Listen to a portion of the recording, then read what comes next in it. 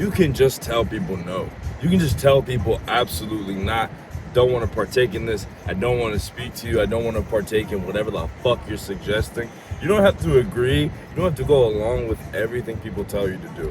I remember when I was younger, I thought I had to. I thought I had no choice but to go with my father to his side of the family's house and their reunions.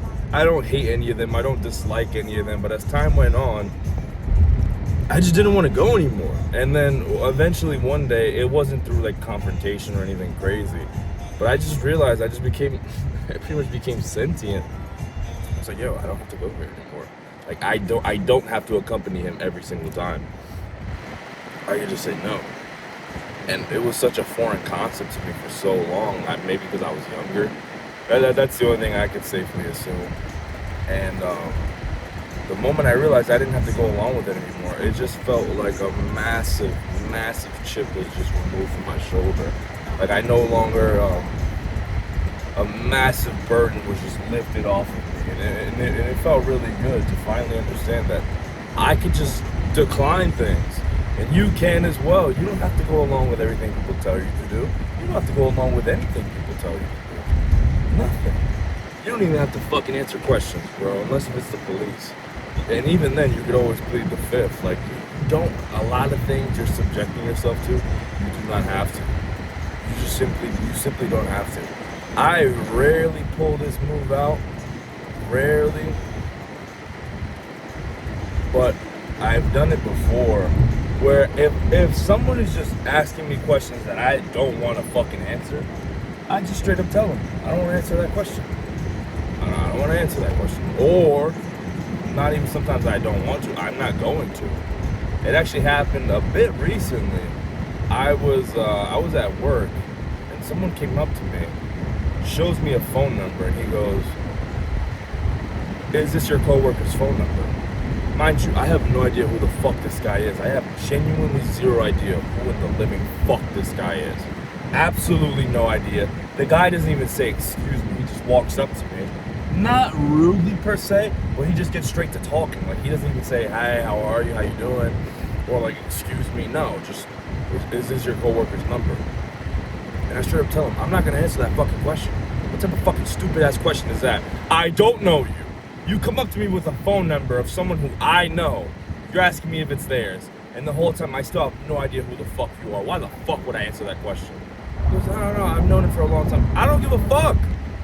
Like, I don't fucking know you. You don't have to go along with everything that happens to you, right? And that's it. That's a lesson you learn in sales as well. Like, sometimes prospects want to take the conversation in their control, and they want to talk. They want to talk your ear off, or they want to talk about this, or they want to talk about that. You don't have to fucking sit there and listen to them. You could always just redirect the conversation. You could always take control of the conversation again. Always. Always. So stop fucking letting shit just happen to you if you don't want it to happen to you. You can say no. You can say no, or if you don't want to say no, then fucking do something about it. Do something about it, bro. Quit being pussy. It's your life. It's literally no one else's. It's yours. So if you don't change it, who the fuck else will? Well, you think I'm gonna go out my way to change your life? Think like, oh man, I really gotta help out Roberto. Roberto's been struggling. Let me get ultra rich and successful for this guy named Roberto. Who the fuck thinks like that? Fuck Roberto. Like, you gotta do this shit for yourself, man. You gotta do this because you want a better life. You gotta do it for you, because no one is coming to get that done for you. Like, I've never in my life woken up thinking, oh, I want to make this random dude I went to school with rich. Man, fuck that guy. Man, fuck my high school, bro. I'm only joking. It just sounds funny on video. But seriously, man, no one else is gonna do it for you. I hate to use that cliche saying. People love saying that. I hear it all the time. No one's coming to save you. Blah blah blah. I fucking get it. I've literally been hearing that since like 2018. And people older than me have probably been hearing it way longer than that. Like, bro, we fucking get it. We get it. No one's coming to save me. Okay, we fucking get it. But it's the truth. It's the truth. No one's going out their way to make your life better, bro. Obviously, with the exception of your parents, and even then, usually and I don't say this to belittle them, but like, your parents aren't thinking about getting you a fucking Lamborghini. They're thinking about how to provide for you, and you know how to make sure you can sustain life. You know, shelter, food, whatever the case may be. Just being able to provide that for you. I think there's very few parents in the world, even if they had the financial ability to.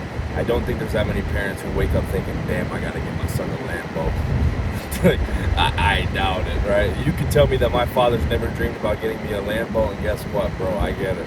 I wouldn't feel any type of way at all. I'd be like, yeah, that makes sense. Like, what am I gonna do? Get angry because he doesn't want to give me a Lambo? If I want a Lambo, I gotta fucking get the Lambo. Who else is gonna get the Lambo?